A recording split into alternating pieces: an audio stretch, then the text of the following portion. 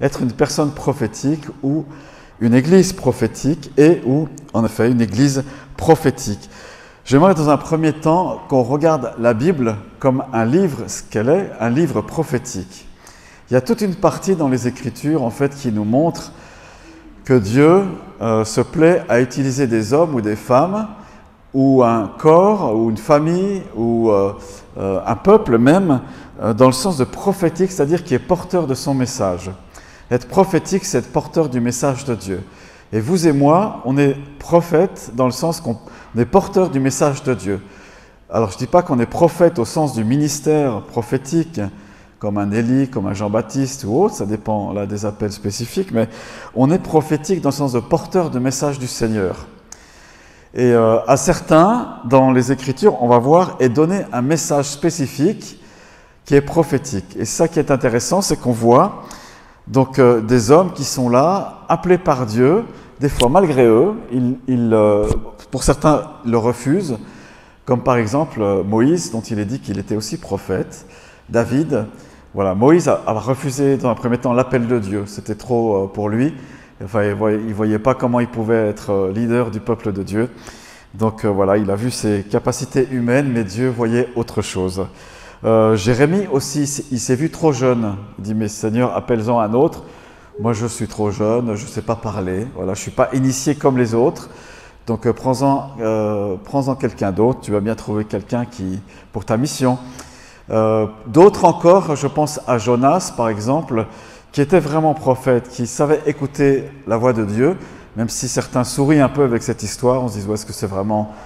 est-ce que c'est pas plutôt symbolique, ce qui est arrivé? Non, Jésus justifie Jonas en disant que c'était vraiment voilà, un prophète et il s'identifie à lui, en plus Jésus.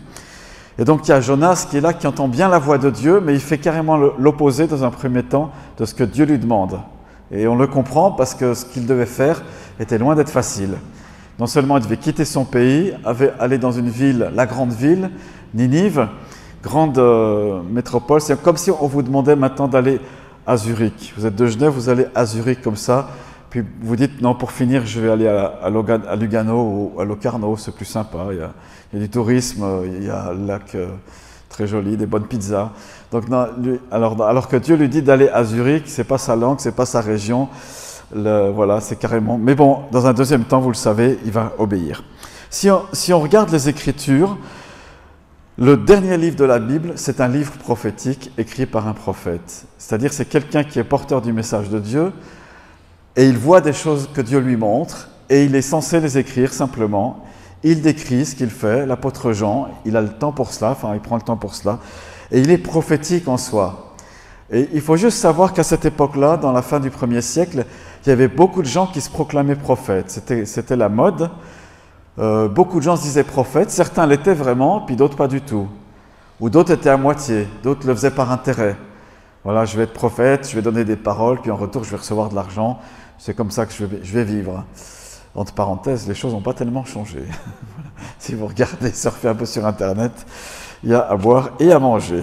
Ouais, mais voilà, mais retenons ce qui est bon, comme dit l'apôtre. Et justement, dans le livre de l'Apocalypse, il y a ce verset au chapitre 19 qui est une clé pour comprendre ce que c'est vraiment le prophétique dans la Nouvelle Alliance, Apocalypse 19, verset 10. Déjà le verset 9, donc les prophètes voient des anges, et là Jean voit un ange, il discute avec lui. L'ange me dit alors, écris, heureux ceux qui sont invités au festin des noces de l'agneau. Puis il ajouta, ces paroles sont les véritables paroles de Dieu.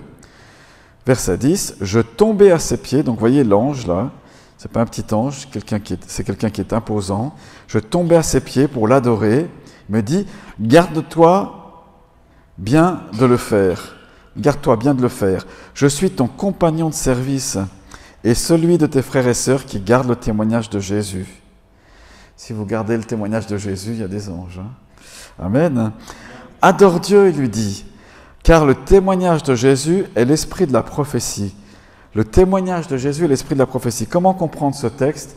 Tout simplement dans ce qu'il veut dire, c'est-à-dire que la prophétie biblique, soit dans l'Apocalypse, soit dans tous les livres des prophètes, soit des prophéties qui sont mentionnées dans les différents livres qu'il a, les prophéties rendent témoignage de Jésus. Et je vous rappelle que la Bible a pour personne centrale la personne de Jésus.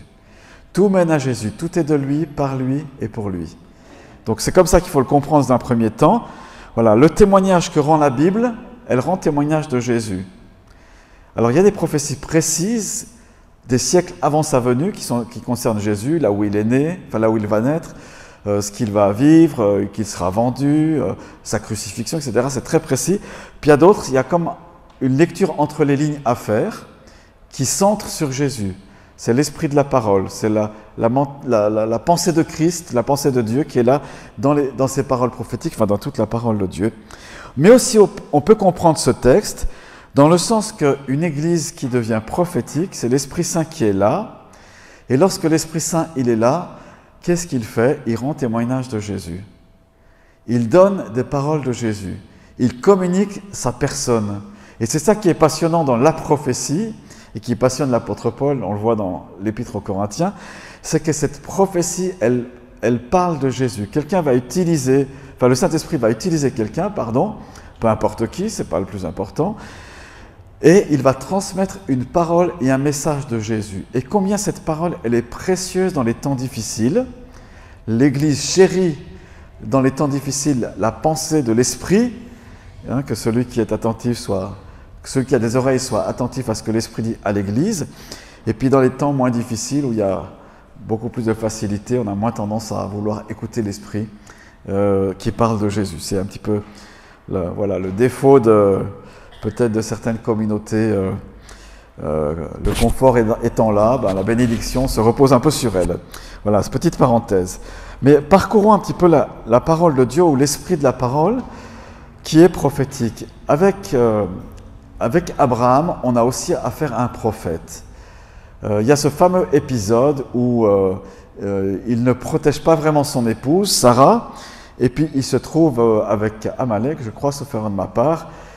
Mais Abraham est comme un loin de Dieu, appelé par Dieu, et puis ce fameux roi de cette cité, il me semble que c'est Amalek, là j'ai un doute, eh bien il convoitait Sarah, puis il dit tiens, puisque cette femme est sans mari, je vais la prendre pour moi, dans mon harem. Et puis il a un rêve la nuit où Dieu l'avertit, il dit si tu prends, le roi est averti par Dieu, si tu prends cette femme, attention tu vas pécher.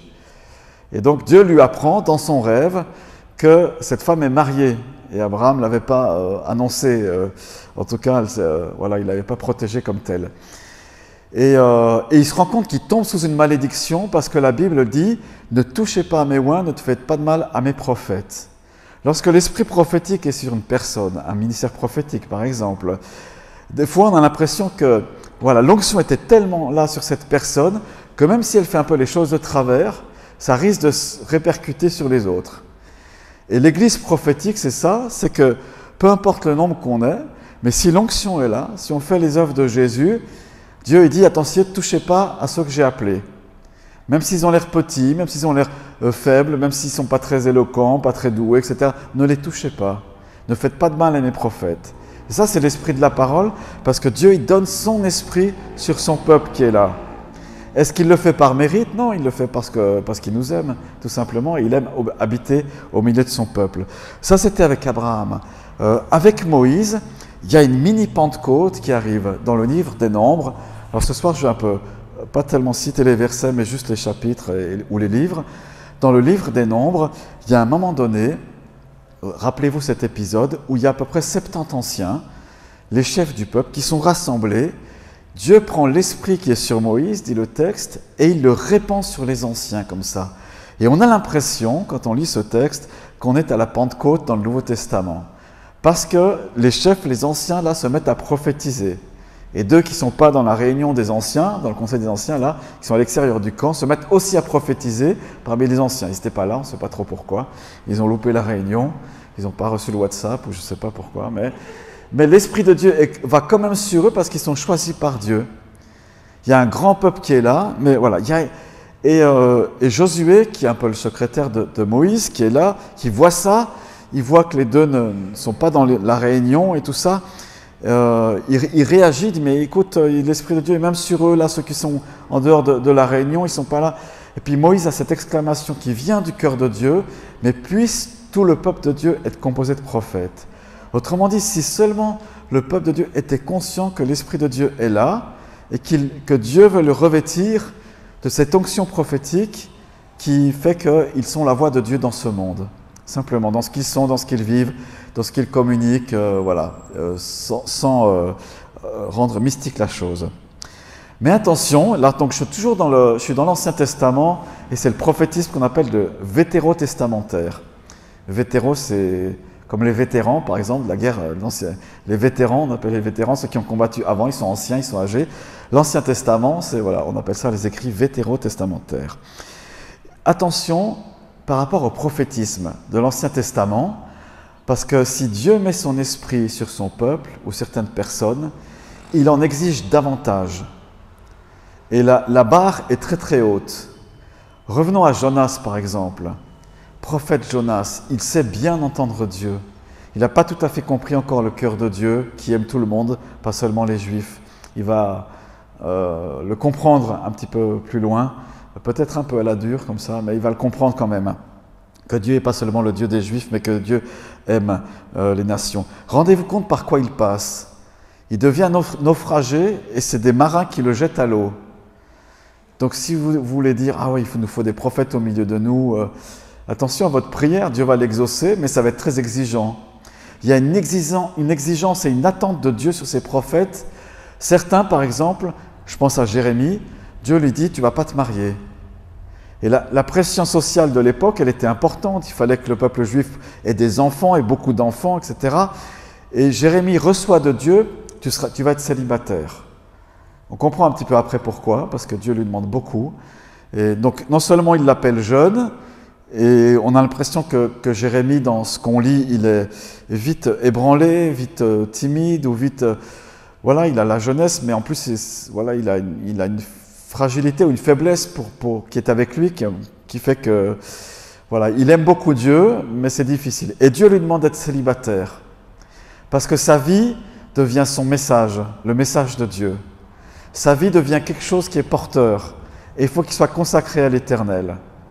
Donc oui, on veut des prophètes, mais Dieu va nous demander beaucoup, n'est-ce pas? On va passer par des douleurs et des souffrances que peut-être certains autres ministères n'ont pas, ou moins en tout cas.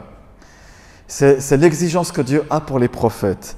Si on regarde encore un petit peu dans l'Ancien Testament, les prophètes, donc il y a ceux qu'on appelle les prophètes majeurs, et qui sont 4 et qui ont écrit, Ésaïe, Jérémie, Ézéchiel, Daniel.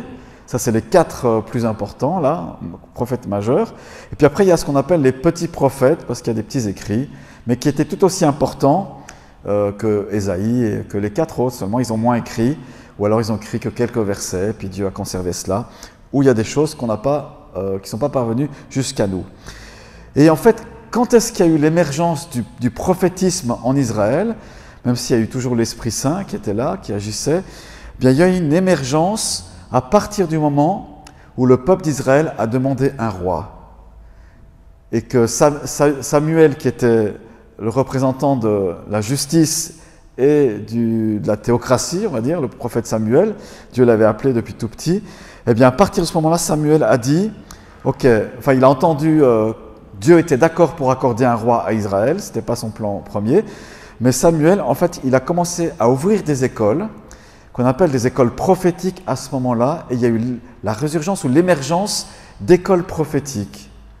Si aujourd'hui vous allez en Israël, vous avez des yeshivas, ce qu'on appelle, c'est des écoles rabbiniques, où il y a toute la journée des jeunes qui sont là, ou des moins jeunes, des hommes, et ils étudient la Torah comme ça. C'est un peu le modèle comme ça, sauf que les écoles prophétiques du temps de Samuel, qui ont commencé à naître, eh bien, ils passaient des temps avec Dieu, il y avait des sessions comme ça, les prophètes qui étaient là, il pouvait y avoir des femmes aussi, et ils pouvaient être mariés, ces prophètes, ils consacraient leur temps à l'Éternel et à écouter Dieu.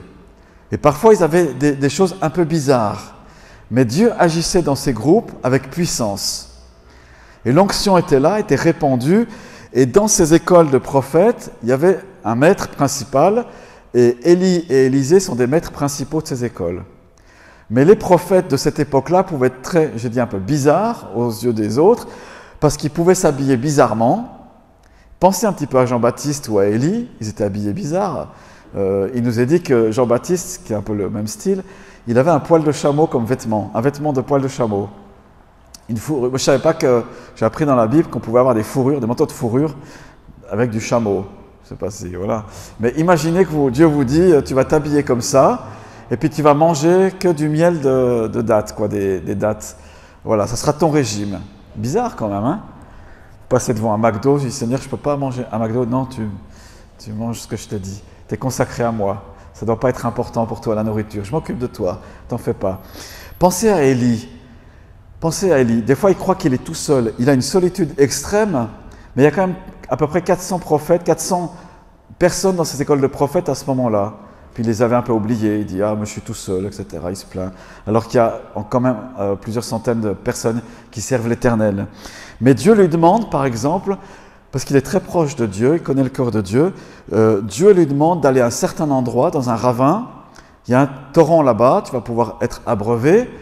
Et puis c'est les corbeaux qui vont te nourrir, qui vont t'apporter de la viande.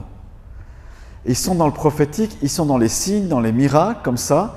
Ce n'est pas un problème pour ces prophètes d'être dans le prophétique. Pensez à Élisée, qui va faire des signes qui sont carrément du Nouveau Testament, comme s'il était avec Jésus. Il va faire une multiplication de nourriture, il va purifier une source d'eau qui était polluée. Voilà, toutes ces choses-là qui se vivent dans les écoles prophétiques. Et dans ces écoles prophétiques, on est à l'écoute des nouvelles de Dieu. Qu'est-ce que Dieu dit pour la personne? Et certains parmi eux, dans le prophétisme qui est lié à la royauté de cette époque-là, sont attitrés à la cour. Il y a un certain Michée, par exemple, pas celui qui a écrit le livre, mais il y a un certain Michée, par exemple, que de temps en temps, il croise Josaphat et le fameux roi qui est le pire des pires, qui est Akab, qui est idolâtre, qui aime pas Dieu, enfin voilà, après il va se repentir, mais voilà. Et ce Michée-là, en fait, il donne des paroles de Dieu à cette époque-là, et il donne jamais des choses agréables. Voilà. Et ça nous montre qu'à l'époque, il y avait des entre guillemets, prophètes qui étaient là, mais qui savaient discerner, écoutez bien ça, ils savaient discerner ce qu'il y avait dans le cœur du roi, et ils disaient au roi ce qu'il avait envie d'entendre. Et qu'est-ce qui se passait? Le roi, il les entretenait. Ça fait du bien d'avoir des paroles d'encouragement, etc. Comment tu as su ça? Voilà. Il y a certaines personnes, mais ça c'est l'humain qui est comme ça, qui ont une capacité, une sensibilité pour ressentir, percevoir, c'est peut-être une hypersensibilité, ce que les autres pensent. Hein, je dis pas que le Saint-Esprit ne peut pas se mêler là-dedans, mais ils peuvent percevoir ce que les autres pensent, lire un peu peut-être les pensées des autres, et puis les redire. Ça, c'est au niveau humain, il y a une certaine sensibilité. Alors, ce groupe-là, de ces pseudo-prophètes qui disaient toujours des choses gentilles au roi, voilà, ils étaient un peu dans ce groupe-là. Mais il y avait d'autres prophètes qui craignaient l'Éternel, qui n'avaient pas peur de dire au roi ce que Dieu disait. Et ils y allaient franco. C'est ce qui fait que certains, ils ont eu la vie dure. Et Jérémie, il a été mis dans une fosse pendant je ne sais pas combien de jours. Il a failli mourir. Donc imaginez-vous, vous dites une parole prophétique à quelqu'un qui a du pouvoir, et puis ça ne lui plaît pas, et il vous fait mettre en prison, voilà, avec juste du pain sec et de l'eau. C'est ce qu'il a vécu. On a une autre fois, le pauvre Jérémie, on lui a détruit toutes les paroles prophétiques qu'il avait écrites. Avec son secrétaire, il a écrit, rédigé, puis voilà. Mais ça ne fait rien s'il les savait par cœur. Et ce que Dieu lui avait dit, il les avait enregistrés sur son cœur. Donc, moment très difficile. Ça, c'est le prophétisme de l'Ancien Testament. Voilà, vous lisez, c'est toujours lié à cette période-là des rois, enfin en grande partie, disons. Et on a l'impression que parce qu'il y a eu les rois, qu'ils étaient faillibles et que certains tombaient vite dans l'idolâtrie et abandonnaient l'Éternel, Dieu envoyait des prophètes pour les secouer. Certains ont écouté, d'autres pas. Voilà, c'est un peu cette période à partir de Samuel, des juges, jusqu'à là. Je vous rappelle juste que l'Ancien Testament n'est pas chronologique dans l'ordre que c'est marqué là.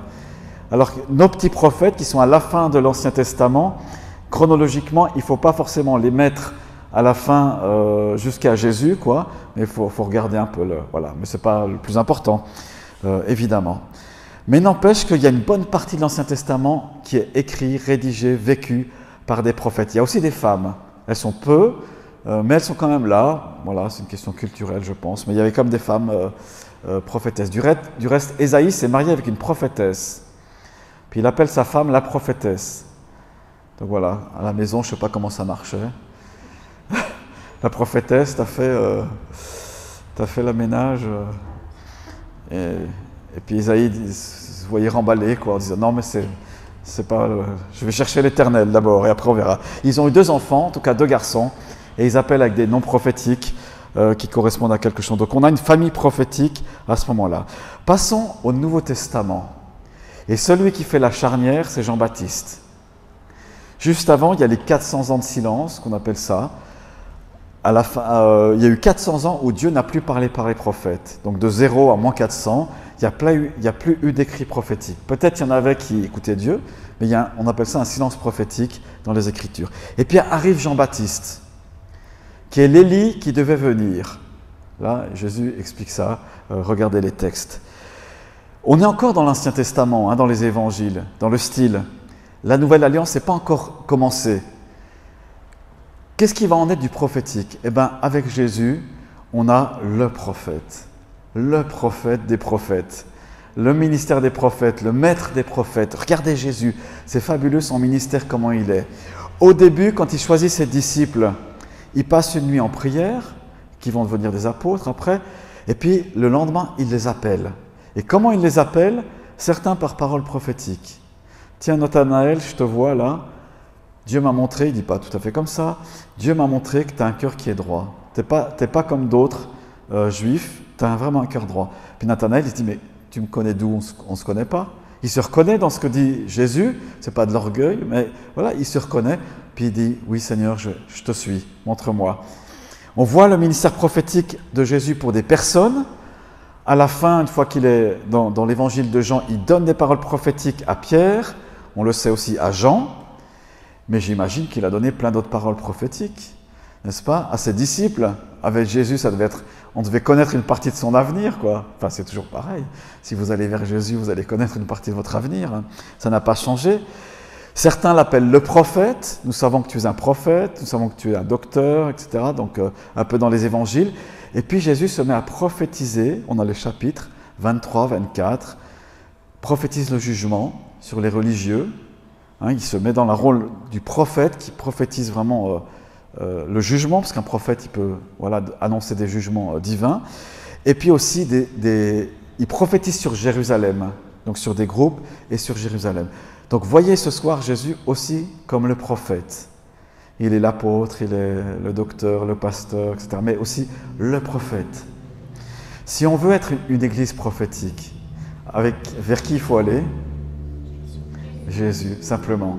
Si on veut être une église qui écoute le Seigneur, on ne doit pas forcément courir à droite, à gauche, mais simplement venir au pied du Seigneur Jésus. Écouter sa voix. Seigneur, dans les temps qu'on vit, que doit-on faire? Que doit-on être? Qu'est-ce qu'il faut faire? Et le Seigneur saura nous parler. Le Seigneur saura parler à son église si elle se rassemble pour écouter. Et puis il y a le changement de la Pentecôte, où Pierre proclame: dans les derniers temps, dit Dieu, je répandrai mon esprit sur toute chair. Vos fils et vos filles prophétiseront. Vos jeunes gens auront des visions. Vos vieillards auront des songes. Sur les serviteurs, sur les servantes, dans Acte 2, il dit ça. Ici de Joël, je répandrai mon esprit. Et il veut une église prophétique. Il veut un rassemblement où l'Esprit de Dieu peut se mouvoir. Quelle est la meilleure façon d'accueillir le Saint-Esprit afin qu'il parle de la part de Jésus? Je pense que c'est dans la prière et dans la louange. Dans la louange. Dieu peut nous parler là où vous êtes, n'importe où, en train de faire les courses au boulot, etc. La voix de Dieu peut se manifester, il n'y a pas de souci. Mais je pense que quand l'Église est rassemblée, qu'elle le cherche, qu'elle adore Dieu, dans la prière, dans la louange avec les instruments, c'est encore parfait, c'est l'idéal, comme ça, l'Esprit de Dieu est là. Et à nous de dire, Saint-Esprit, qu'est-ce que tu veux nous dire? Qu'est-ce que tu veux communiquer? Alors dans le Nouveau Testament, il y a plusieurs niveaux prophétiques. Alors il y a ce jour de la Pentecôte, on peut dire c'est vraiment prophétique, où l'Esprit de Dieu se répand sur Jérusalem, là, avec fracas, c'est une chose. Les apôtres, les disciples de la première heure sont remplis du Saint-Esprit et ils parlent en langue, ils sont prophétiques, ils donnent les louanges de Dieu et ils évangélisent, ils annoncent. Ça c'est vraiment, on va dire, le premier niveau prophétique là dans les Écritures. Mais après, comment ça se passe dans l'Église? Et justement, on a les écrits de l'apôtre Paul, 1 Corinthiens 12, 13, 14, qui nous montrent comment se vit le prophétique ou la manifestation des dons de l'Esprit dans l'Église. Alors, les Corinthiens, ce n'est pas forcément des références au niveau de la vie de l'Esprit. Disons, il y a la vie charnelle qui se manifeste très fort, puis en même temps la vie de l'Esprit qui se manifeste très fort. Il y a une certaine immaturité, vous vous rappelez ce que dit Paul par rapport à cela. Mais en tout cas, il leur donne des pistes sur comment vivre le prophétique, c'est-à-dire ce que Dieu veut. Il leur dit c'est l'Esprit de Dieu qui parle à travers l'un ou l'autre, et il glorifie Dieu en disant « Jésus est Seigneur ». Voilà. Quand il y a une parole dans une église qui affirme la seigneurie de Jésus, vous pouvez être sûr que c'est de Dieu. Il n'y a pas de souci, il n'y a pas de problème.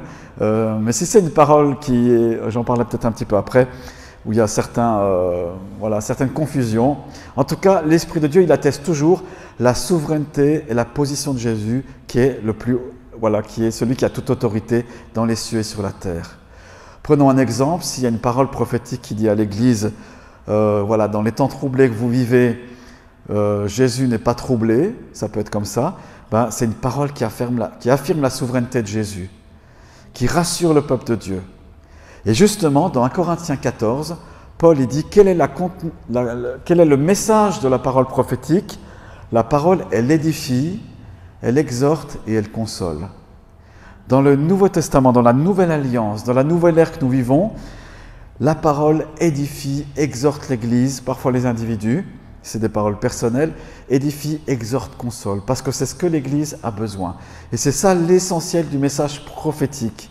Ce que Jésus dit à l'Église, il édifie, il exhorte et il console. Et ça veut dire que quand l'Esprit de Dieu se met à agir ou qu'on l'accueille, tout le monde peut prophétiser, c'est ce que dit Paul. Vous pouvez tous prophétiser. Recherchez le don de prophétie avant tous les autres dans l'Église. Quand vous êtes seul, vous parlez en langue tout ce que vous voulez, voilà. Mais dans l'Église, recherchez le don prophétique. Et il donne des conseils. Ne prophétisez pas tous en même temps, mais l'un après l'autre. L'esprit des prophètes est soumis aux prophètes. Il veut dire par là qu'il y a une maîtrise de soi qu'on peut avoir. Ce qu'on a fait, nous, à la paroisse, puis dans beaucoup d'églises, c'est comme ça. C'est quand il y a une parole que vous pouvez recevoir de la part de Dieu, vous la dites au micro, et avant ça, vous la soumettez à la direction, au président, donc Catherine ce soir. Voilà, je pense avoir reçu ça. On peut se tromper. Ce n'est pas un souci de se tromper, dit l'apôtre Paul, mais il faut que l'Église retienne ce qui est bon. Voilà, donc dans une parole qui peut être donnée, il peut y avoir une partie qui n'est pas à retenir. Ce n'est pas grave. On laisse de côté, et c'est donné aux responsables, aux anciens de la communauté, au ministère, de savoir ce qu'il faut retenir ou pas. Mais aussi à chaque chrétien qui a un petit peu de maturité et qui connaît sa Bible. Voilà, tout simplement. Donc on est dans le prophétique du Nouveau Testament comme ça. Qu'est-ce qui s'est passé depuis, on va dire, juste quelques points par rapport dans l'histoire de l'Église? Il y a eu des vagues comme ça très fortes de prophétisme. Et il y en a eu une au XVIIIe siècle, XVIIe siècle, enfin fin du XVIIe et début du XVIIIe siècle en France, sur le peuple qu'on appelle les Huguenots, un peu le centre-sud de la France, comme ça vous avez entendu parler, je pense, des Huguenots, qui ont malheureusement été persécutés, et la persécution a fait éteindre le prophétisme dans ces générations-là, et c'était bien triste. Mais il y a eu une vague puissante du Saint-Esprit qui s'est répandue, et des choses extraordinaires se sont manifestées dans ces temps très difficiles. C'était au point que des enfants qui ne parlaient pas la langue française, ils n'avaient que le patois, des bébés même, ont prophétisé. On raconte que des bébés dans le berceau se sont levés et ont parlé en français, et ont prophétisé des directives de Dieu pour les Huguenots. Allez dans telle direction, sinon les soldats du roi vont vous couper la gorge. Donc voilà, ça pouvait être que l'Esprit de Dieu qui savait ces choses-là. Voilà, il y a eu ce mouvement prophétique très intense. Visitez le musée du désert, ça en rend encore témoignage aujourd'hui. C'est en Lozère, je crois. Quel département? La Drôme, enfin voilà, pas très loin d'ici, quoi. Voilà, mais les dragons du roi ont chassé tout cela, malheureusement, égorgé beaucoup de gens. Être évangélique à l'époque, ou protestant réformé, c'était vraiment pas le bon moment. Mais voilà, ils savaient en qui ils croyaient. Et il y a des rapports qui existent encore, les prophètes des Cévenols. Vous lisez ce livre, il se trouve assez facilement encore. Je l'ai à la maison, où vous avez les gens rendent témoignage de ce qui s'est passé. Et voilà, mouvement très très fort à ce moment-là. On n'est pas obligé d'être saisi par l'Esprit pour prophétiser. Vous pouvez être là, assis tranquillement maintenant, et puis recevoir une parole du Seigneur. Voilà, une pensée qui est là. un verset qui vous revient à la mémoire que vous avez oublié. Sachez que c'est l'Esprit de Dieu qui fait cela, puisque c'est l'épée de l'Esprit. Enfin voilà, il vous donne ce verset pour quelque chose. Ça peut être pour vous-même, ça peut être pour la communauté, ça peut être quelques mots. Moi, je me souviens à l'école biblique où on avait vécu aussi un temps dans les années 90 fort au niveau du prophétisme. Pendant la louange, il y a le directeur de louange, Raphaël, il part dans le prophétique avec la musique, comme il y a eu un moment cet après-midi, tout à l'heure avec Anne, et puis il dit « je fais toutes choses nouvelles, je vais faire toutes choses nouvelles ». Et puis ça a résonné vraiment cette parole dans les cœurs. Et l'Esprit de Dieu, quand il y a une parole prophétique qui est donnée, si vous avez cette sensibilité, il atteste en vous que c'est ça, c'est la parole de Christ. Il faut développer cette sensibilité-là, où tout d'un coup, des paroles normales qu'on a déjà entendues, je fais toutes choses nouvelles, c'est dans l'Apocalypse et les prophètes, voilà, je fais toutes choses nouvelles. Il dit ça, et puis le président qui était là, il a repris cette parole et ça a vraiment résonné très fortement. Une simple parole, quelques mots. Et là, on a senti, je m'en rappelle encore aujourd'hui, on a senti qu'il y avait quelque chose de Dieu qui était là, dans l'émotion du cœur intérieurement. Être une église prophétique. Qu'est-ce qu'on voit encore dans le Nouveau Testament? Eh bien, la parole prophétique, elle atteste toujours que Jésus vient bientôt. Voilà. Si dans une église, on ne dit plus « Jésus revient bientôt », il y a un problème. Vous êtes d'accord, hein? On devrait le dire dans la Sainte Seine déjà. Il vient bientôt, c'est pour ça qu'on l'apprend. L'Esprit de Dieu atteste que Jésus vient bientôt. Et l'église prophétique est à l'écoute et elle sait ce qu'il en est. Qu'est-ce que ça implique? On se sanctifie, on se dit « Attends, si le Seigneur vient bientôt, ça va mal se passer si je marche de travers. » quoi. Donc l'église et les individus se sanctifient, ça donne du zèle pour la prière. Et puis comme on ne sait pas quand il revient, mais on sait qu'il vient bientôt, on est attentif à ce que Dieu fait. L'Esprit de Dieu atteste que Jésus vient bientôt et il vient chercher son Église. Alléluia, gloire à Dieu, quel soulagement. Et l'apôtre Paul écrit en disant « Consolez-vous par cette parole ». Consolez-vous par cette parole. Il y a une autre chose qui se passe dans le Nouveau Testament qui a toute son importance, c'est que lorsque une personne était consacrée au ministère, et on a l'exemple de Timothée, il y avait des paroles prophétiques qui lui étaient données, en l'occurrence par le Collège des Anciens, au moment de sa consécration, et les paroles prophétiques, là, il les garde, et l'apôtre Paul, qui était présent à cette consécration de Timothée, il lui écrit « Rappelle-toi les écrits prophétiques ». Et quelle est cette parole qu'il avait reçue? En tout cas, l'une d'elles, c'était « Combat le bon combat de la foi ». Et Timothée devait, tout son ministère, garder cette parole.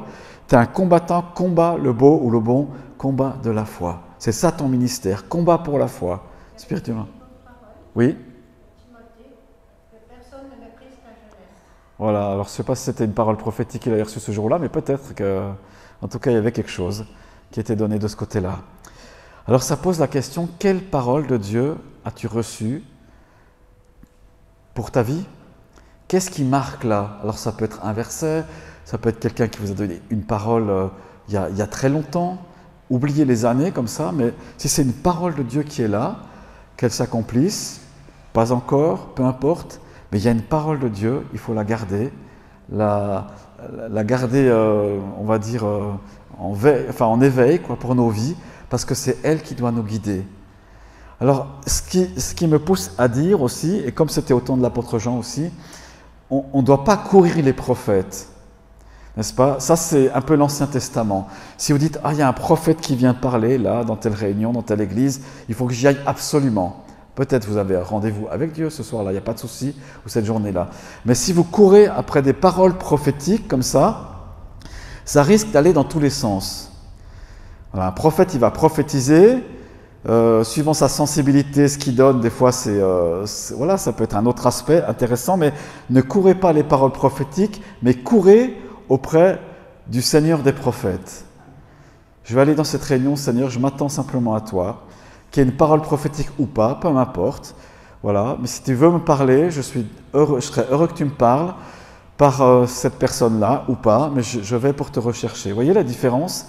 Sinon, on va courir et puis on va faire comme si on allait voir des voyants ou des devins. Puis pour finir, qu'est-ce qui change dans le peuple de Dieu par rapport à ceux qui ne connaissent pas le Seigneur? Peut-être qu'on ne paye pas les paroles prophétiques, c'est tout. Voilà. Donc, il faut juste faire attention à ça. Dieu est capable de vous parler personnellement. Et si vous courez après les ministères prophétiques, si loin soient-ils, vous risquez de passer un petit peu à côté. Mais par contre, Jésus a dit, je vais vous envoyer des docteurs et des prophètes, dans Matthieu, je crois, 22. Je vous enverrai des prophètes et des docteurs. Par cette parole, il montre qu'il envoie toujours des prophètes. C'est lui qui les envoie, hommes ou femmes, hein, voilà, peu importe. Et ces paroles prophétiques, ces prophètes ou ces vies prophétiques qui sont là, elles sont de loin pas à mépriser et elles sont précieuses. Et dites-vous bien que si un ministère prophétique est en avant, si Dieu peut l'utiliser, c'est qu'avant, il en a bavé. Il ou elle en a bavé. Et que vous ne savez pas vraiment la communion qu'il a ou qu'elle a avec le Seigneur, mais qu'à un moment donné, ça a dû être des grandes tensions. Peut-être qu'elle a, elle a renoncé à certaines choses qui lui ont coûté, etc., pour en arriver là. Et c'est pour ça que la valeur des paroles prophétiques données par un ministère prophétique, eh bien, il faut vraiment la considérer. Je parle du niveau, pas du niveau, on va dire du niveau comme ça où tout le monde peut prophétiser, mais des paroles par des prophètes que Dieu donne, qui parlent à l'ensemble de l'Église, ou d'un pays, ou d'un continent, pourquoi pas. Voilà. Alors là, il faut discerner, il y a aussi beaucoup de prophètes qui circulent aujourd'hui. Mais il y a des vrais prophètes, des vraies prophétesses, et il faut prier pour ça. Il y a bien des années en arrière, Étienne a été consacré prophète musicien, Étienne Rochat. On va avoir à la fin du mois, il reviendra ici. On ne court pas après les paroles prophétiques qu'il peut donner, et si on a, tant mieux, et on les souhaite. Mais simplement, il est don pour l'Église. Il est don pour l'Église. Et si vous discutez un petit peu avec lui, il y a eu des fois, ce n'était pas facile. Hein. Alors son ministère, vous pouvez dire « Waouh, c'est trop génial d'être prophète, Dieu vous montre des choses là, mais attendez, la moulinette et l'étau, et il est passé par l'étau qui resserrait, et c'est encore le cas, bien sûr. Mais peu importe, ça c'est entre Dieu et lui. Voilà. Ce qu'on peut encore dire peut-être par rapport au ministère prophétique, c'est très facile de l'éteindre, aux paroles prophétiques on va dire, c'est très facile de l'éteindre. Et ne voyez pas le fait de soumettre votre parole prophétique à une présidence comme quelque chose qui va empêcher le ministère prophétique, pas du tout. Bien au contraire, c'est là pour l'épanouir, le nom prophétique. Donc si vous recevez, là tout à l'heure, dans le moment qu'on aura, une pensée qui est là, vous écoutez Dieu, puis ça vous surprend ou pas, eh bien osez la soumettre, donnez votre parole à quelqu'un. C'est pas parce que vous la donnez pas immédiatement que l'Esprit Saint va partir, comme disait un certain ministère, le Saint-Esprit n'est pas un oiseau, donc il ne va pas partir au moindre bruit comme ça, mais il est Dieu. Et puis c'est bon quand on a des paroles qui sont éprouvées, puis qui sont validées par la direction, parce qu'on va savoir quoi en faire, s'il y a quelque chose à faire par rapport à cette parole. Il y a bien des années en arrière, avant que Anne et moi on soit pasteurs ici à la paroisse, nous avons reçu une parole prophétique d'un couple de ministères éprouvés et très valables, et ils nous ont donné des paroles dont je me souviens encore aujourd'hui, qui m'animent encore aujourd'hui, ces paroles, et c'est ce qui fait, cette parole, que je sais que c'est ma place ici, que c'est notre place ici à Aunay, et que je ne suis pas parti. J'aurais pu partir plein de fois, mais je sais que c'est ma place ici. Alors, je ne me compte pas que sur cette parole, mais voilà, Dieu avait parlé à ce moment-là, ça a été reconnu comme tel, on l'a éprouvé, il faut éprouver les paroles, et puis je sais que là, c'est du Seigneur. Pensez à cette parole dans les Écritures du prophète Agabus, qui était un ministère prophétique comme ça, et puis il reçoit la parole qu'il y aura des temps difficiles pour l'église de Jérusalem. Il circule dans les différentes églises qui ne sont pas juives d'origine, et il dit, voilà, vraiment Dieu m'a montré qu'il y aura des temps difficiles pour l'église de Jérusalem. Qu'est-ce qu'ils ont conduit? Qu'est-ce qu'ils ont conclu? Pas lui. Agabus donne sa parole, et puis c'est tout ce qu'il doit faire. On ne doit pas lui dire, il ne doit pas faire autre chose avec, mais les anciens, dans les églises auxquelles il va, les pasteurs si vous voulez, ben, ils ont conclu qu'il faut faire des offrandes, l'église de Jérusalem va être éprouvée, ils vont avoir la sécheresse, les cultures, voilà, ils n'auront plus de quoi manger, faisons des offrandes. Et donc Dieu a donné la sagesse aux anciens pour gérer cette parole et l'administrer comme il faut. C'est pour ça que Paul, il sera mandaté avec d'autres pour amener l'argent à Jérusalem. Il va avoir plein d'argent avec lui, ils seront quelques-uns, ils vont amener les offrandes à Jérusalem. Ils doivent bien ça à l'église de Jérusalem, c'est l'église mère, tout l'évangile est parti de là. Donc c'est un juste retour de soutenir cette église qui a été la première persécutée. Voilà l'utilité d'une parole prophétique, et ils ont pu bénir la communauté dont on a ce témoignage dans les Écritures. Je termine avec ça en disant que combien on doit soupirer après être une église prophétique. Et encore une fois, ce n'est pas facile. On risque d'avoir des débordements, mais on choisit d'être une église prophétique. On risque d'avoir des choses à gérer, mais ce n'est pas grave. Tant qu'il n'y a pas de fausses doctrines qui sont annoncées, on ne va pas reprendre. Voilà. Mais le risque, entre guillemets, c'est de permettre à l'Esprit de Dieu de parler à son église. Et d'avoir le témoignage du Saint-Esprit, là, en 2022, qu'est-ce qu'il dit? Et que les anciens ou les responsables de la communauté se disent « Ah, il nous semble que Dieu a parlé là. Il y a eu cette image qui est là, il y a eu cette pensée. Seigneur, qu'est-ce qu'il faut faire ?» Des fois, on n'a pas la réponse tout de suite, c'est pas grave. Dieu va confirmer, Dieu va infirmer. Donc voilà, c'est lui qui est souverain par rapport à ça. Il y a plein de fois, j'ai demandé au Seigneur, Seigneur, je ne comprends pas, est-ce que ça vient de toi ou pas? Confirme la chose. Et puis ça vient de lui, il va confirmer. Il attestera les choses là, il rendra toujours les choses actives parce que c'est l'Esprit Saint et qu'il ne se renie pas. Alors, qui veut être prophète? Attention. Voilà, mais si on a déjà tout donné finalement, qu'est-ce qu'on va perdre? Vous avez tout donné, n'est-ce pas? Ou pas? Hein? Est-ce qu'on a tout donné? Est-ce qu'on a même donné nos vies? Est-ce qu'on a même... voilà. Seigneur, je mets ma vie sur l'autel, mes années de vie qui restent là sur cette terre, qu'elles te soient utiles. Mets ton feu sur ma vie, et puis si je peux être utile dans ce domaine-là, prophétique, tant mieux, tant mieux. Et peu importe finalement qui va donner une parole prophétique ou pas, c'est pas le plus important. Ce qui compte, c'est que Dieu puisse parler. Comme dans Acte 13, le Saint-Esprit dit, puis on ne sait pas si c'est Paul, on ne sait pas si c'est Barnabas, on ne sait pas si c'est une voix qui est venue du ciel, on ne sait pas si c'est un ange, on ne sait pas si, voilà, s'ils ont ouvert un rouleau des Écritures. Peu importe, mais Dieu a pu parler et Dieu a attesté sa parole qui était là. Je me souviens encore une réunion, ça me revient là, une réunion de groupe de jeunes à l'époque où on faisait un camp et puis notre pasteur Fabrice avait dit je suis convaincu que ce soir Dieu va libérer des dons prophétiques. Certains vont recevoir des paroles prophétiques.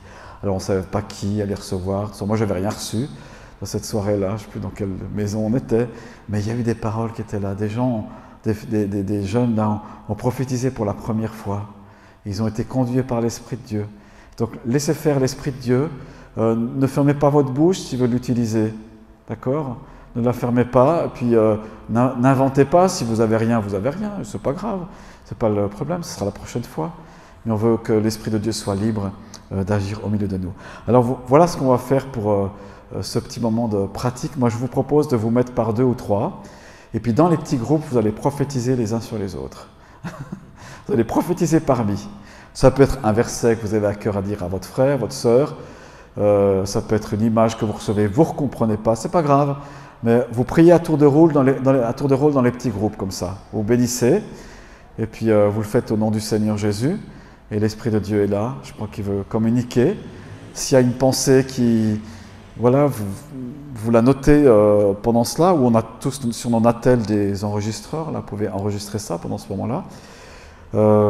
Puis gardez ça, vous le donnez au Seigneur. Si vous ne savez pas, vous en parlez à un des responsables de l'équipe pastorale. Si vous ne savez pas ce que ça veut dire, et puis voilà, Dieu confirmera ou pas si c'est de lui. Voilà, Seigneur Jésus, je te remercie parce que ton esprit, il rend témoignage de toi. Merci parce que tu veux édifier, exhorter, consoler. Et je te remercie pour le fait que tu sois un Dieu vivant qui parle dans des vies, qui parle sur des vies, qui réoriente parfois les destinées par une parole prophétique, qui atteste dans les cœurs, qui rend témoignage aussi. Et je te prie pour que dans ces quelques moments, on puisse recevoir de toi ta parole. Je prie que tu nous ouvres les oreilles pour être des canaux de bénédiction. Fais de chacun de mes frères et sœurs, de moi-même, un canal de bénédiction. Je te prie, Père Céleste, pour que ton Esprit Saint puisse tout simplement nous remplir nos cœurs, nos pensées, que nos âmes soient remplies de ta présence.